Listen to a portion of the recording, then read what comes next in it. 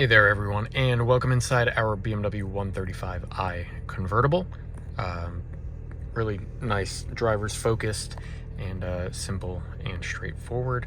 Just the basics that you need for a fun driving experience. So this video is just going to cover a few of the essential controls because there's not a whole lot more to go over than that, but just want to show you that everything is operating as you would expect. So to start out, we have your window controls right over here. So there you go, automatic down, automatic down, automatic down, and there you have all of those. So to put them back up, we're just going to use this button here, which operates all four at the same time, just to make that process a little bit quicker. Right next to it, we have your mirror controls here. So you select which mirror you want to operate by sliding that little tab left or right, and then you use the directional pad to get that positioned how you need it. So there you go, switch to the other side, up, down, right, and left. And you also have power folding mirrors there. That's that little unmarked button right here.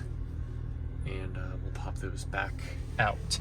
So that is everything over there. Actually, let me unbuckle just to get a little bit more comfortable moving around here. So we have your power seat controls here.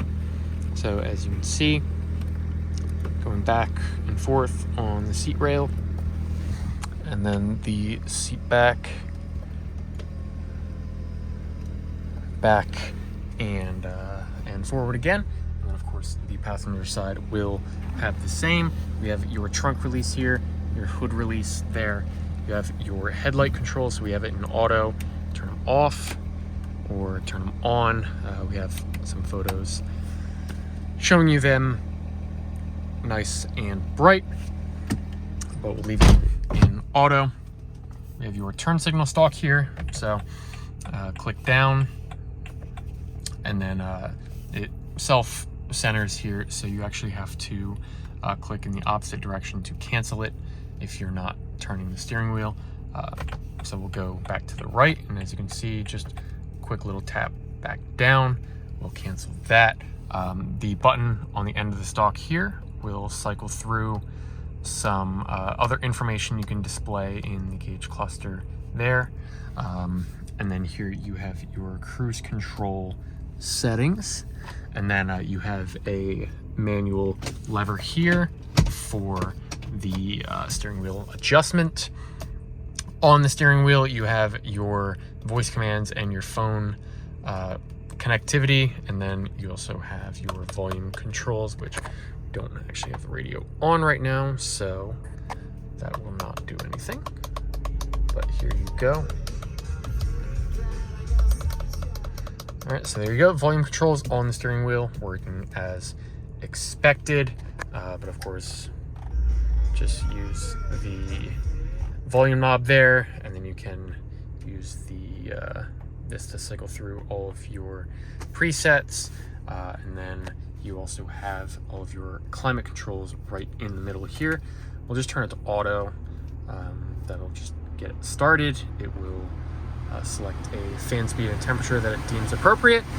That is a little more than necessary. We'll turn that down, and then you can use the tuning knobs here to pick the temperature for each zone,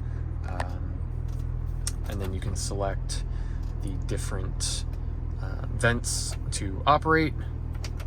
You can select any of the three, or we leave it in auto and it will select what we need. I'm going to turn that back down again because that is quite a bit.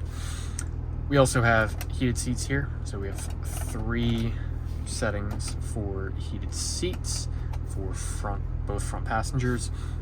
We have your convertible top operation, so you press this button to hold it down, and you press this one to bring it back up. Of course, there is a separate video, as always, to show that operating. You have your central locking here, so you can see unlocked, locked, unlocked, your 4 ways, and not a whole lot more to cover. You have your ashtray and a power outlet in there.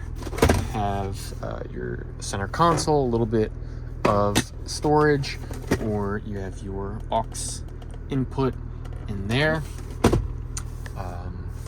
But other than that, there's really not a whole lot more